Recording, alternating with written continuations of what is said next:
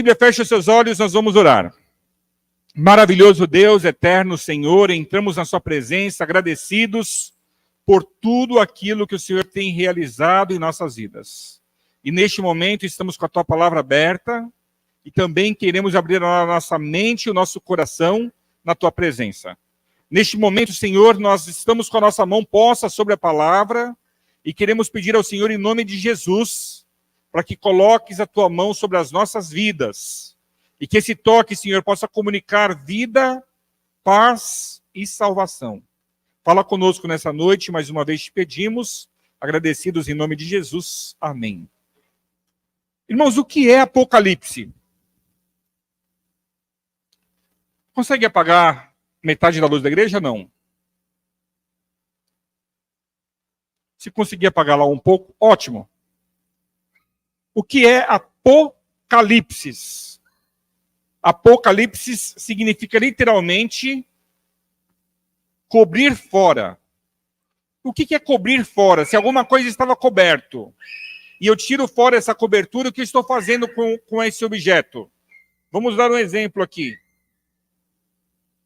Estou descobrindo. Perfeito, nem precisa dar exemplo. Estou descobrindo. Então, logo, Apocalipse significa literalmente revelação. Quando você quer revelar alguma coisa, você usa a palavra grega apocalipsis. É só isso, irmãos. Tem gente que morre de medo do Apocalipse. Tem gente que acha, não posso ler. Esse livro é perigoso. Esse livro da Bíblia faz mal. Quem estuda Apocalipse fica o quê? Louco. Tem gente que acredita. Eu lembro que quando eu era estudante de teologia e eu tinha que pagar minha faculdade com dinheiro que eu não tinha, era milagre atrás de milagre. Uma hora eu conto para vocês essas histórias. Mas um dia eu saí a gente chamava de gelear. Eu saí com várias... Não eram caixinhas de mel. Você já viu aquelas caixinhas de mel? Umas caixinhas que vem 75 sachês dentro delas. Então, a gente vendia aquilo, só que a gente vendia também o mel na tripinha. Era uma tripinha com vários mel grudadinhos um no outro, e a gente ia de porta em porta e falava, olha, meu nome é Hércules, eu sou estudante de teologia aqui no seminário da Igreja Adventista, e para poder pagar os meus estudos, eu ofereço mel para a comunidade, e eu gostaria muito que a senhora comprasse um pouco desse mel para me ajudar. Com esse dinheiro eu vou comprar o meu sabonete, vou comprar o meu shampoo, e o povo comprava, o povo era bom. Tinha dia que geleando, é interessante, deveria chamar meleando, né? Mas é geleando. Porque o mel vinha com geleia real, acho que era esse sentido. Tinha dia que geleando, eu chegava a tirar naquele tempo, irmãos. Olha, em 1900 e Guaraná de rolha, já naquele tempo eu chegava a tirar R$200 no único dia. O salário mínimo naquele tempo era R$100. Se eu ganhava 200 num dia, eu estava ganhando 2 salários mínimos. Também era o dia que eu estava na misericórdia com o cartão apitando lá na faculdade, não queriam me deixar nem comer mais. Aí eu clamava a Deus e saía e vendia um monte de mel e geleia real e voltava para o colégio com dinheiro para poder pagar a mensalidade. E um dia desses, indo numa casa, uma senhora muito simples, ela falou assim, eu vou comprar bastante para te ajudar, moço. Pode separar. Quantos que você tem aí? Aí eu falei, a senhora quer saber quantos que eu tenho no total? Ela falou, no total. Quanto que você tem no total? Aí eu abri a mochila e fui tirando tripinha lá de dentro, né? Tinha 30 tripinhas. Cada tripinha vinha com 20 melzinhos. E ela disse assim para mim, é tudo meu. Eu pensei, que bênção, Deus, e que falta de fé a minha. Eu devia ter trazido 200 tripinhas, não somente 30, né?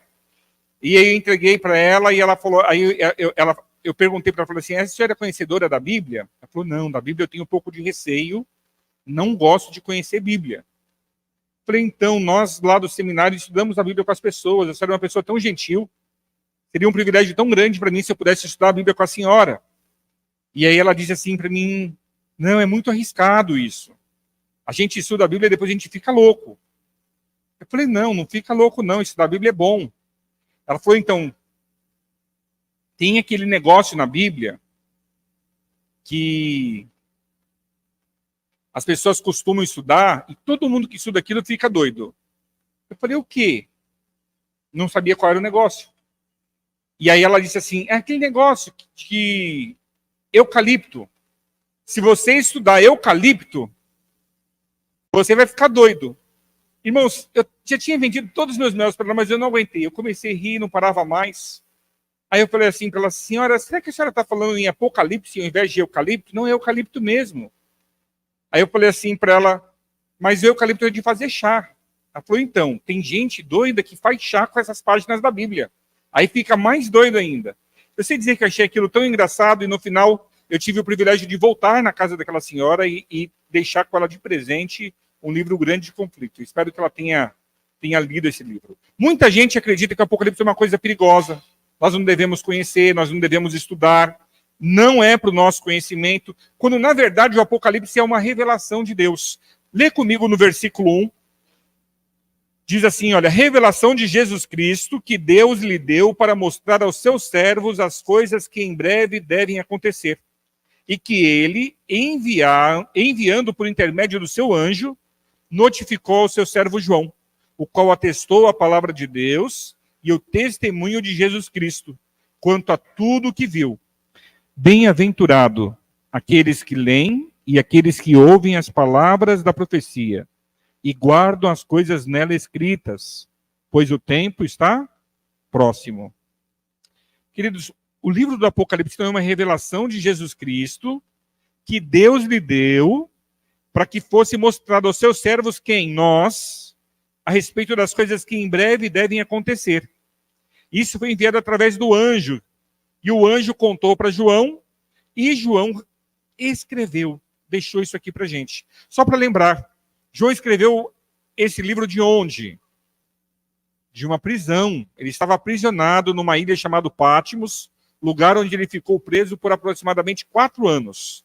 E nesse período, ele escreveu todo o livro do Apocalipse. Uma outra curiosidade, antes de João ir para a ilha de Patmos, o imperador decidiu matá-lo. Já ouviram essa história? Não tenho essa informação na Bíblia, mas é uma história conhecida. Como foi que decidiram matar João? Colocaram um tacho de óleo para ferver e pegaram o João e enfiaram o João no óleo fervente. Era para ter virado o quê, irmãos? Pururuca. Era para o João ter virado pururuca. Mas a tradição judaica diz assim que quando tiraram João do óleo, ele tinha a pele rosada como a pele de um bebê. O poder de Deus o protegeu do óleo fervente. Porque Deus tinha um propósito na vida dele. Você sabe que todos os discípulos morreram antes que João. E todos eles tiveram mortes severas, mortes trágicas. Pedro, por exemplo, foi crucificado. Só que ele foi crucificado como? De ponta cabeça para baixo. Agora João, tentaram matar ele, não conseguiram e o enviaram para a ilha de Patmos. Quero dizer uma coisa para você nessa noite. O inimigo tem planos para a sua vida. Ele tem planos de te matar, de te destruir. Mas nenhuma seta inflamada, nenhum dado do maligno vai te alcançar. Porque o Deus que é contigo é muito mais poderoso do que ele. E o Deus que é contigo te protege como um pintinho é protegido debaixo das asas da galinha sua mãe. E eu não sei se você já viveu no sítio, acredito que sim. Você sabe que a galinha, quando tem os seus pintainhos, ela fica brava, ela fica arisca, porque ela está protegendo o que é dela. Não é verdade? Assim é o Senhor para com aqueles que o amam. Liga a luz para nós, por favor, de novo. Eu acho que ficou um pouco escuro demais. Passa o próximo slide. Então, Apocalipse é revelação, né? Descobrir ou revelar o próximo.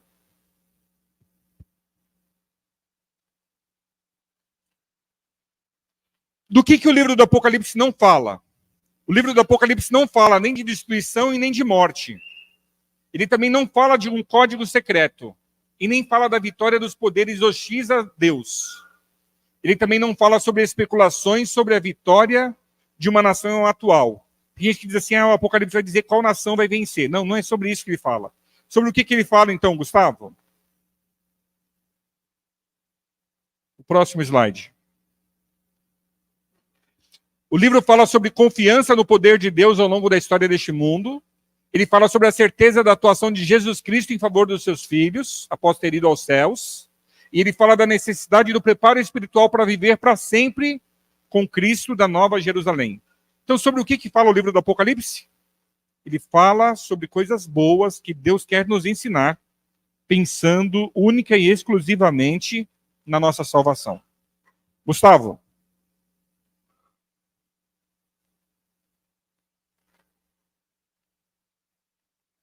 Pode passar o próximo. A Bíblia fala muito sobre profecia, irmãos. E o que é profecia bíblica? A profecia bíblica é um homem ou uma mulher que vive em conformidade com o querer de Deus e é usado por Deus para trazer uma mensagem de Deus. Isso é profecia. Isso é revelação. Pastor, e aquilo que acontece nas igrejas evangélicas, onde coisas particulares da nossa vida são reveladas? Irmãos, aquilo não é revelação, aquilo não é profecia. É bem fácil de provar. Primeira coisa, a pessoa que traz aquela revelação, ela é obediente aos 10 mandamentos da lei de Deus? Se ela já não é obediente aos 10 mandamentos da lei de Deus, é uma pessoa que está vivendo em contradição à palavra de Deus. Dá para acreditar no que uma pessoa assim fala? Não dá. Vocês estão entendendo? Então, o primeiro ponto é esse. Não, pastor, essa revelação eu ouvi de alguém que observa o sábado e guarda os outros 9 mandamentos. Aí eu pergunto para você, observa bem a vida dessa pessoa. Se a vida dela tiver ok, pode ser que seja uma profecia de Deus mesmo, mas você tem que avaliar e verificar se aquilo que ela está revelando está ou não em conformidade com toda a palavra de Deus. Deus nunca vai revelar algo contrário à sua palavra, porque essa revelação aqui ela é mais importante, ela é mais poderosa. Concordam com isso? Como funcionam essas revelações, irmãos? Vou dar um exemplo para vocês. Posso dar? Vamos fazer de conta que a gente está num momento de revelação aqui, tá bom? Eu vou fazer uma revelação. Se aconteceu o que eu falar com você, você vai levantar sua mão. Tá bom? Teve alguém aqui nessa noite que foi na casa de um parente e comeu lá. Quantos de vocês, entre sábado e domingo, comeram uma comida fora de casa, na casa de um parente? Levanta a mão para eu saber. Tá. Vocês entenderam como funcionou já aqui? Agora que eu revelei essa parte, eu vou dizer assim. Aí eu digo assim, e essa comida que você comeu estava amaldiçoada. Como que a pessoa se sente? Meu Deus, será que é comigo? E Deus só vai tirar essa maldição sobre você se você vier agora diante do altar. Na dúvida, o que você faz? Você sai correndo do seu lugar e vem aqui, não é isso? E eu faço uma oração para Deus tirar a maldição sobre você. Agora eu pergunto, num grupo de pessoas do número que nós estamos, você entende que é uma coisa completamente plausível? Eu vou dar um outro exemplo de revelação.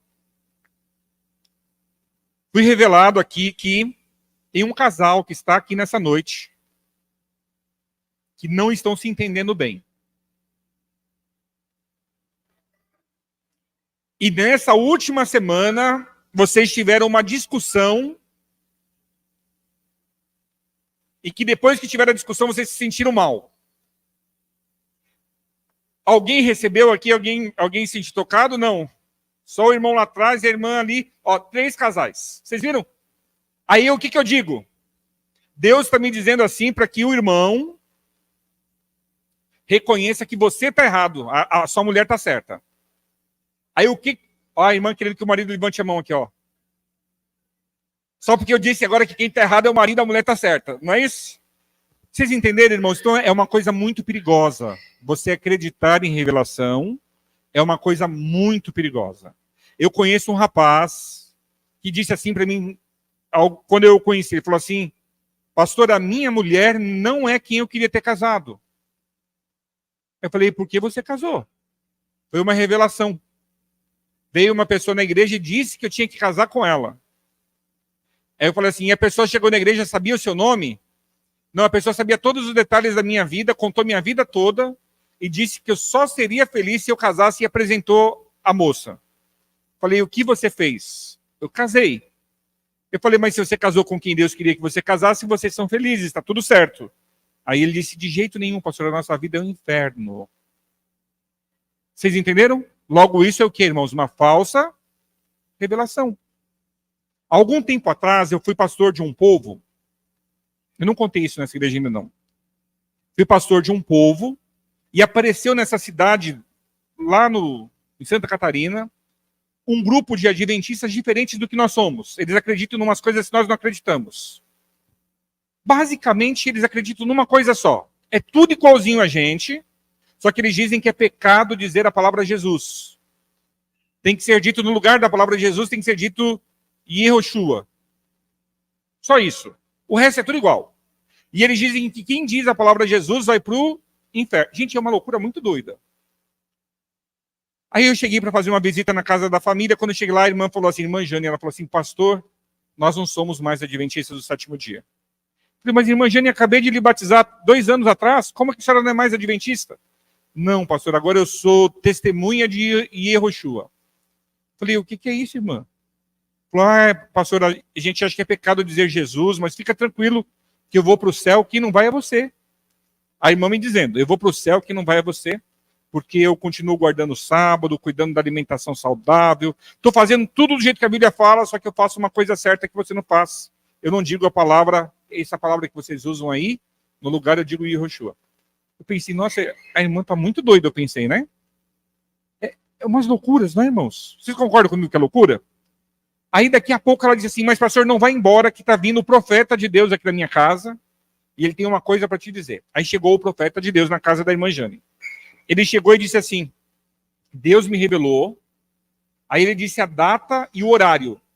Dia tal, tal horário, pastor, se você não se converter aí em Yehoshua, você vai morrer num acidente automobilístico, vindo da cidade de São Bento do Sul para a cidade de Corupá. Aí eu olhei para aquilo e até quis ir. Eu pensei assim, nunca vou para São Bento, eu não tenho igreja lá. Eu morava em Jaraguá do Sul e era pastor de Jaraguá e de Corupá.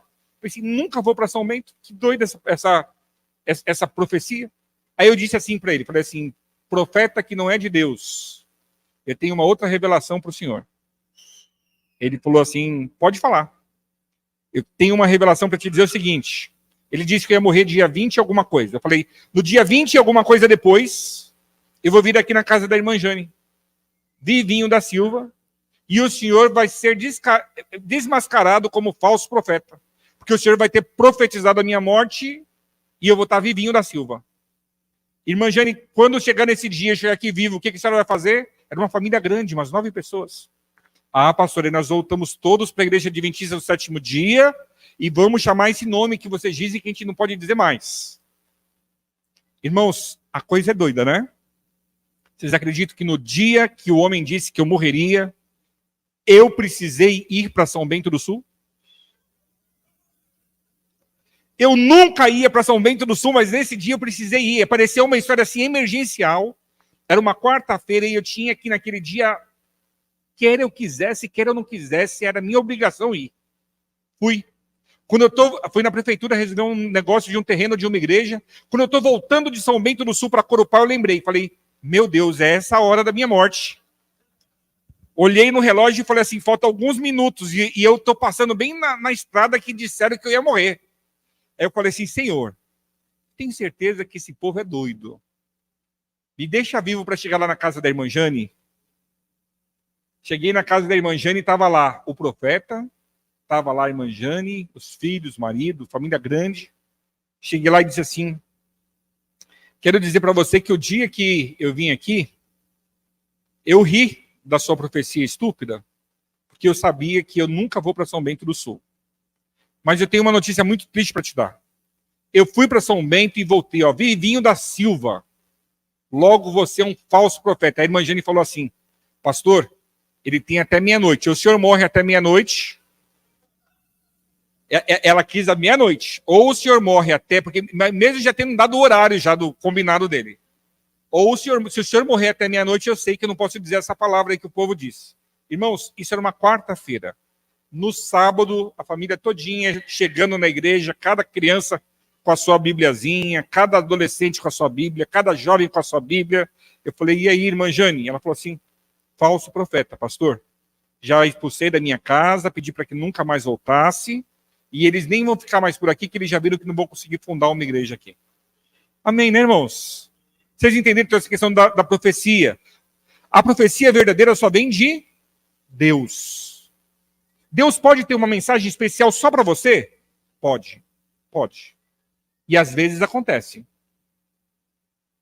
Eu vou dizer aquilo que eu acredito. Não sei se você acredita nisso também. Deus fala conosco, com todos nós, todos os dias. Alguns de nós desenvolvemos a sensibilidade para ouvi-lo. Outros não. Quem desenvolve a sensibilidade para ouvir a voz de Deus, às vezes ouve a voz de Deus no silêncio, mas sabe que é Deus que está lhe falando. Vocês entenderam o que eu falei? Eu não sei como é a sua experiência com Deus, mas se você é um homem de oração, se você é uma mulher de oração, eu não tenho dúvidas de que Deus fala com você. E quando Deus fala, obedeça, porque Deus nunca erra. Ele sempre está certo. A gente diz assim, pastor,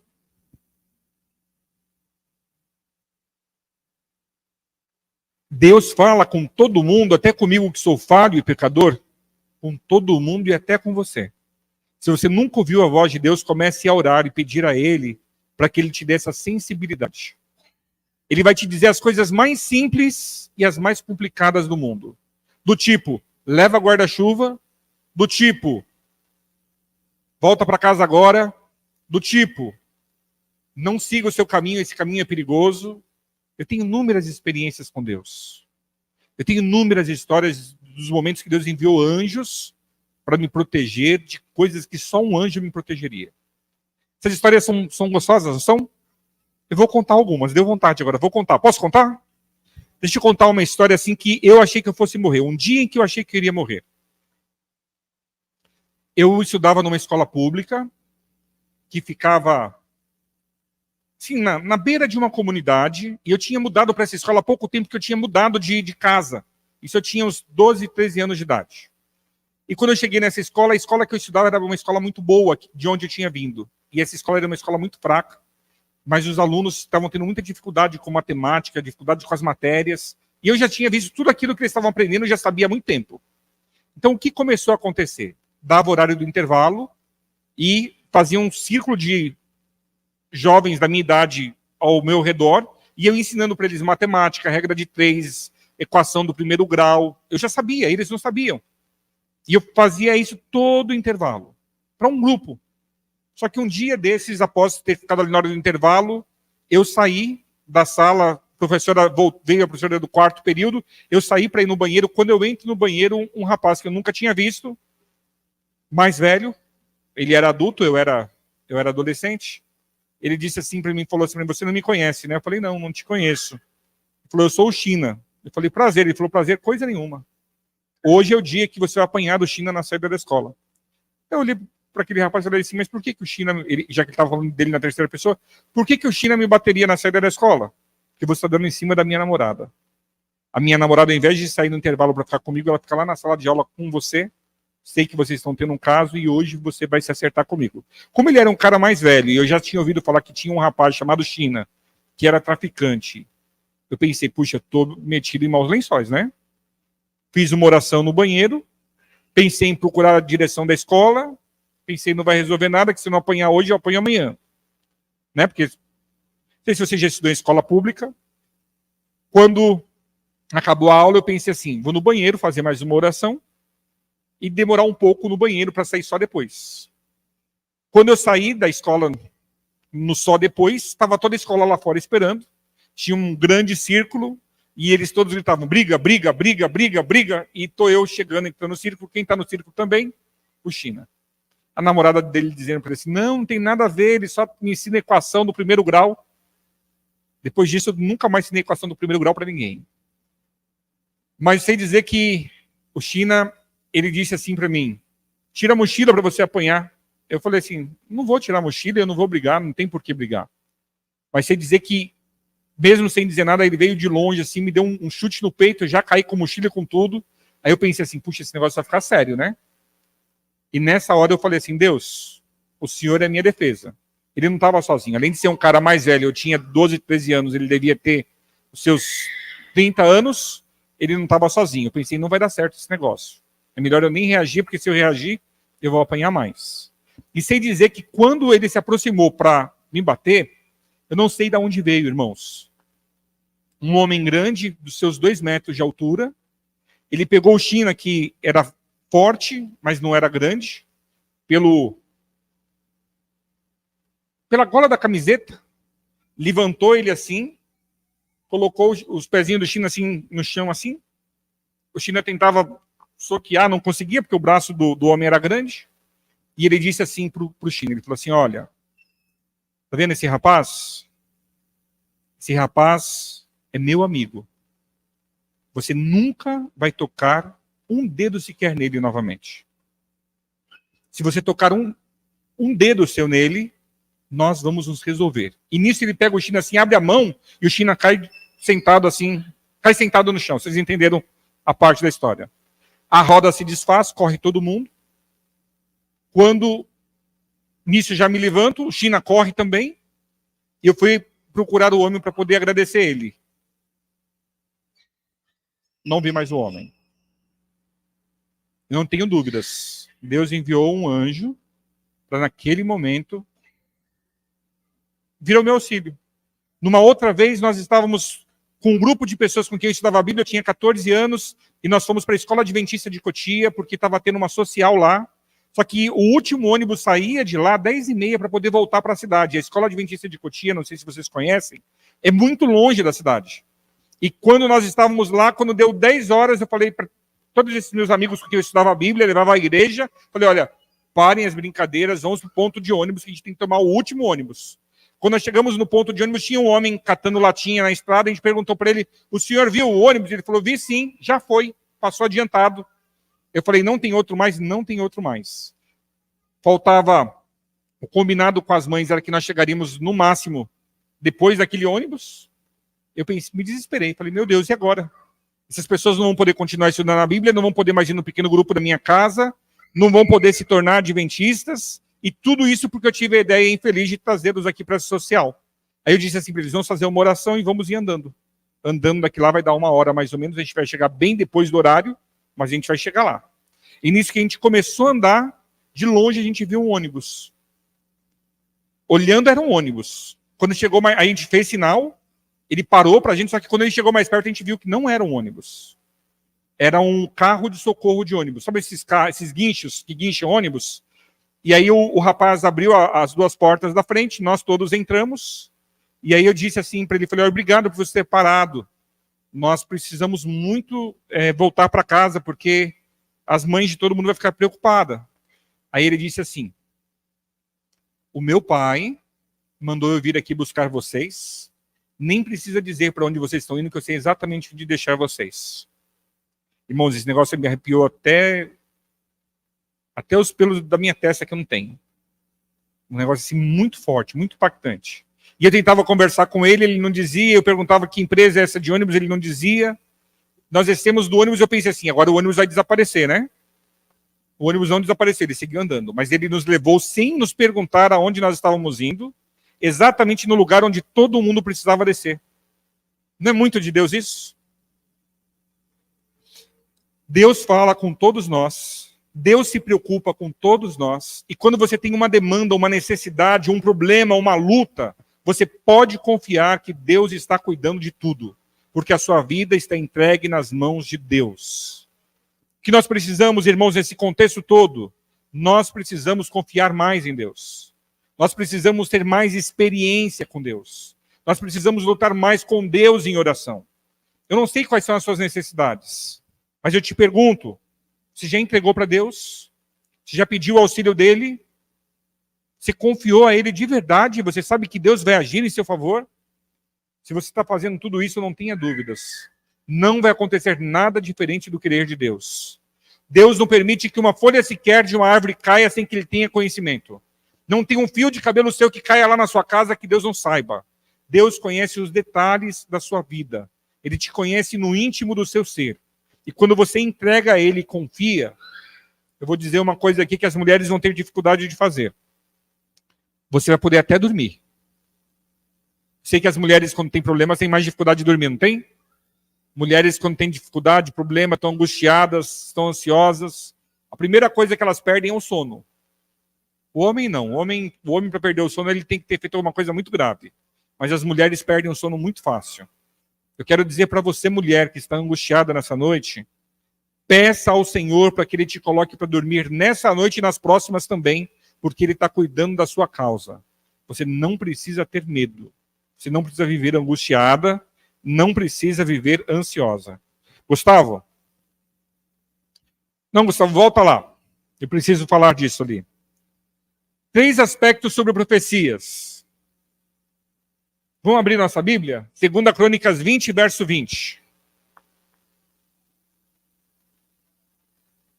Segundo livro de Crônicas,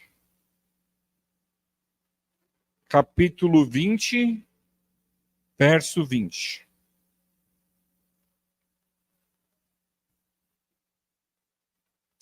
Na minha Bíblia eu leio assim: pela manhã cedo se levantaram e saíram ao deserto de Tecoa. Ao saírem eles, pôs-se Josafá em pé e disse: ouvi-me, ó Judá, e vós, moradores de Jerusalém. Crede no Senhor vosso Deus e estareis seguros. Crede nos seus profetas e prosperareis. Queridos, tem bênçãos para quem crê nos seus profetas.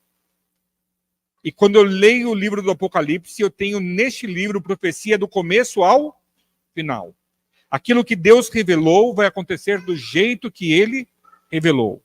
Aquilo que Deus disse acontecerá do jeito que Ele disse. Abre lá o próximo texto bíblico, Provérbios 29, 18. Provérbios, capítulo 29, verso 18. Olha que forte esse verso. Não havendo profecia, o povo se corrompe, mas o que guarda a lei, esse é feliz. Queridos, quando nós não conhecemos as profecias, a nossa tendência natural é nos corrompermos, é fracassarmos na fé. Deixa eu fazer uma pergunta para você. Uma outra revelação. Tem alguém aqui nessa noite, não é para levantar a mão, tá bom? Eu não quero saber essa parte agora. Tem alguém aqui nessa noite que está se sentindo fraco espiritualmente falando? Não fala, não levanta a mão. Você não tem orado como deveria orar, você não tem conseguido ler a Bíblia como deveria ler. Veio à igreja hoje, mas veio assim, sabe quando você vai a pulso a um lugar? Você não queria ter ido, mas você foi. Você está em luta, está em dificuldade, você não está se sentindo assim muito fraco espiritualmente falando. Se tem alguém aqui nessa condição, eu vou dar o segredo para você. É o que eu faço quando eu estou assim. Ah, mas pastor pode ficar assim? Sim, pastor também.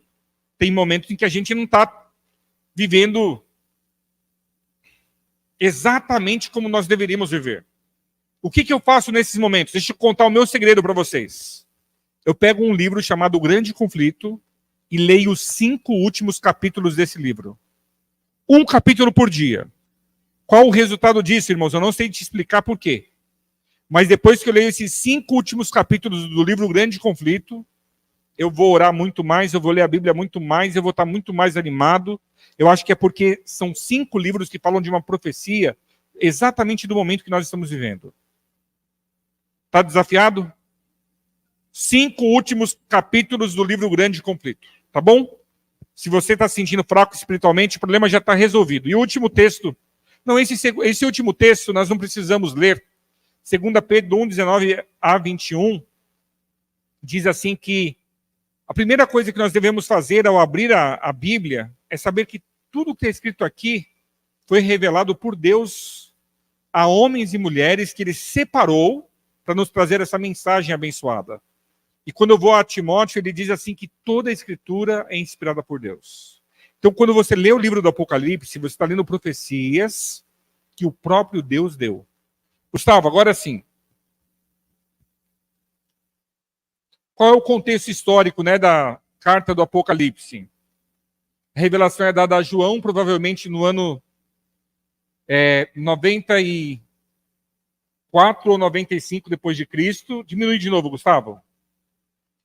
Foi durante o reinado de Domiciano que a adoração ao imperador se tornou, pela primeira vez, questão crucial para cristãos. Em nenhum lugar isso aconteceu com mais intensidade do que na província romana da Ásia, região a qual as cartas às 7 igrejas se dirigiam em primeiro plano. Então, o contexto histórico é esse. Domiciano, ele coloca a adoração ao imperador como sendo muito importante, e aí essas 7 cartas do Apocalipse são escritas às 7 igrejas da Ásia. A igreja de Éfeso, Esmirna, Pérgamo, Tiatira, Sardes, Filadélfia e Laodiceia. O próximo, Gustavo. O livro do Apocalipse tem 2 propósitos. Tem o propósito explícito, que é o mais claro, e tem o propósito implícito. O explícito qual é? A orientação futura do conteúdo da profecia do livro. Eventos que devem ocorrer. Mas qual que é o propósito implícito? Nos prepararmos para a segunda volta de Cristo. Aí eu te pergunto, quando Cristo voltar, você quer estar preparado? Qual que é o segredo, então, irmãos? Conhecer as profecias. E conhecer Daniel e Apocalipse é muito necessário. Nós, cristãos, nós, adventistas do 7º dia, deveríamos não ter medo nem do livro de Daniel e nem do livro de Apocalipse. Deveríamos ter condições de explicar cada uma das suas partes, cada um dos seus capítulos. Então é chegado o tempo em que nós temos que estudar mais.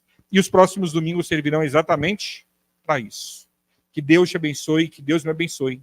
Que nós possamos buscar conhecer a palavra, que nós possamos estar presentes nesses cultos de domingo, para que nós possamos estar preparados para um breve encontro com Cristo Jesus. Nós temos mais uma mensagem musical neste momento.